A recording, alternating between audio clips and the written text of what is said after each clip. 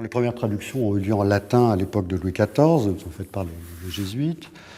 Et c'est à partir du XIXe siècle qu'il a commencé à y avoir des traductions dans les pays européens, dans les langues plus courantes. Nous, on en a eu une en France d'un certain Louis-René Ferdinand Philastre. Je crois qu'elle date de 1889 ou 91. Et, C'était des jésuites ou... Non, lui n'était pas du tout jésuite. D'accord.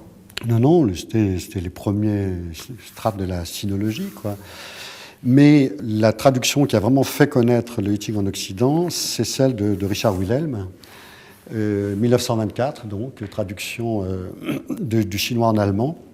Richard Wilhelm était un pasteur allemand, donc. Il a rencontré donc Carl Gustav Jung à la sortie de cet ouvrage, qui connaissait déjà, lui, le Yi Ting par une autre traduction. Richard Wilhelm est mort en 1930, mais il avait fait promettre à Jung, donc, de faire connaître le Yi Ting.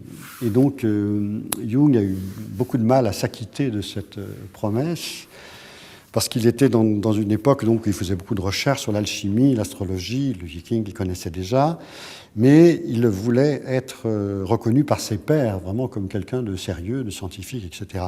Et c'est quand il a eu ces échanges avec Paoli, Wolfgang von Paoli, qu'il a commencé à regarder les choses de près et à mettre au point donc cette notion de synchronicité grâce au Yi Ting, justement. Et à partir de là, on peut dire qu'il y a eu un saut quantique, c'est le cas de le dire.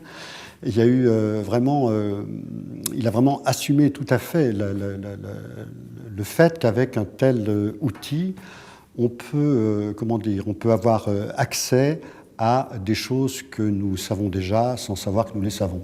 Donc là, il y a eu évidemment son ouvrage, enfin, l'ouvrage traduit et préfacé par Jung, l'ouvrage de Wilhelm, a eu beaucoup de retentissement, il a été traduit dans plein de langues, et c'est à partir de là que le Yi Ting, on peut dire, c'est depuis ce temps-là que le Yi Ting fait partie de la littérature universelle. Ça se passait à peu près à quelle époque, là, l'apparition de cet ouvrage ? C'est 1950, la traduction de Baynes en anglais. Donc on a à peu près voilà, ce saut quantique dans la conscience de Jung et aussi donc, dans la mise en œuvre d'un média livre, où on relaie dans une autre langue comme ça le livre du changement, se situe avec les années 50. C'est ça, puis après, bon, il y a eu d'autres travaux, d'autres traductions, mais enfin, la chose était lancée. Paradoxalement, il y a eu après une sorte de retombée, après ce moment qui a accompagné la vague hippie et tout ça. Ce que nous faisons là est très bien, parce qu'il serait temps que le Yi Ting, justement, soit reconnu, enfin, déjà soit approché d'une manière un peu plus, je dirais, objective, qu'on cesse de faire des ouvrages dans lesquels chacun projette sa subjectivité, et puis on appelle ça le Yi Ting, et on publie des trucs. C'est un petit peu fatigant de voir ça. Je crois qu'il faut essayer d'approcher les choses à peu près honnêtement, c'est-à-dire de faire référence vraiment au texte qui a une structure, qui a une symbolique précise, etc.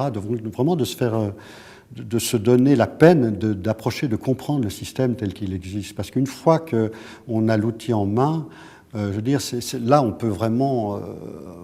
c'est un boulevard pour l'intuition, la subjectivité et tout ça, et ça permet beaucoup de choses.